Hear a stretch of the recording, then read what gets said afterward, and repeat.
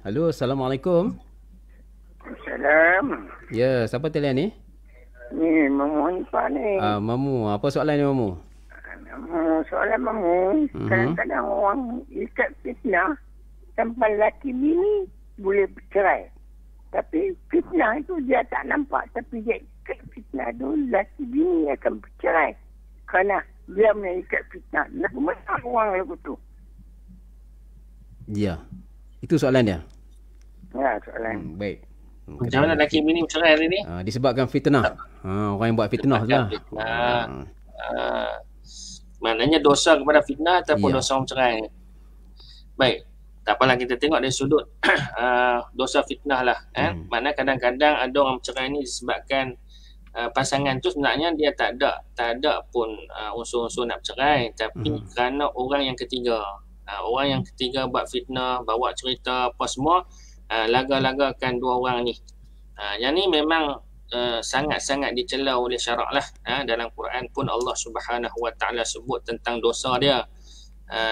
Sebagaimana dalam satu ayat dalam surah Al-Baqarah, Allah Subhanahu Wa Taala cerita tentang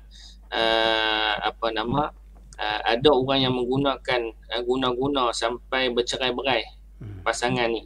Dan amalan ataupun perbuatan mereka itu termasuk dalam amalan orang-orang yang akan dikenakan azab oleh Allah Subhanahu Wa Taala. Sebagaimana kata Allah, wattaba'u ma tatlu syayatinu ala mulki Sulaiman wa ma kafara Sulaiman walakinna syayatina kafaru yu'allimuna an-nasa as-sihr wa ma unzila 'alal malakaini bi Babil Harut wa Marut.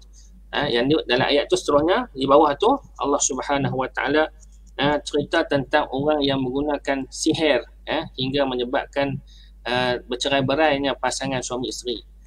Jadi maknanya dia termasuk dalam hukum fitnah ni jugalah. Sebab Allah Subhanahu Wa Taala kata al-fitnatu akbaru minal qatl. Satu, al-fitnatu asyaddu minal qatl. Jadi ada dua ayat yang berkenaan dengan fitnah ni Allah Taala sebut tentang dosa. Dosa orang fitnah asyaddu minal qatl. Dosa fitnah tu lebih besar daripada membunuh. Akbaru minal qatl. Akbar ni dosa kata para ulama, asyaddu makna kesan dia. Kesan dia. Pertama dosa, yang kedua kesan. Kesan fitnah itu lebih besar daripada membunuh, mana kesan fitnah itu lebih besar akibatnya daripada membunuh. Jadi maknanya tuan-tuan, kalau sekiranya seseorang itu ataupun ada orang yang ketiga ni, dia buat sesuatu sampai menyebabkan ataupun memfitnah, melaga-lagakan orang, sedangkan pasangan itu baik saja sehingga berlaku bercerai, makna kesan daripada itu orang yang buat fitnah tadi ni dah akan tanggung juga dosa yang besar di sisi Allah Subhanahu Wa Taala. Jadi itu satu dari sudut orang yang buat fitnah. Manakala pasangan tadi ni pula patutnya dia jangan mudah duk dengar kata-kata orang lah. Tapi ialah kita ni memang tak dinafikan sifat manusia ni, kita mudah terpengaruh. Tambah pula ada kawan-kawan yang kita mungkin percaya, dia duk cerita tentang pasangan kita, keburukan pasangan kita apa semua. Jadi fitnah-fitnah itulah yang datang yang menyebabkan kita terfikir. Dan akhirnya berlakulah orang kata percakaran, mula-mula dia berkelahi dan akhirnya berlakulah pertembungan dan akhirnya kesudahnya sampai berlakunya perceraian. Jadi maknanya orang yang buat perkara ini, fitnah ni, dia termasuk dalam dosa-dosa besar. Dan pasangan tu pula sepatutnya mereka ni ada sifat orang kata berbaik sangka lah dengan pasangan-pasangan dan carilah jalan keluar. Sebab tu adanya, kalau tengok dalam penyelesaian Islam yang sediakan, adanya majlis suluh. Kalau sekarang kita pergi jumpa hakim pun takkan menjatuhkan hukuman suruh cerai lala tu juga. Dia akan cari jalan penyelesaian. Jadi orang yang ketiga pula untuk bagi nasihat supaya rumah tangga ni dapat diselamatkan.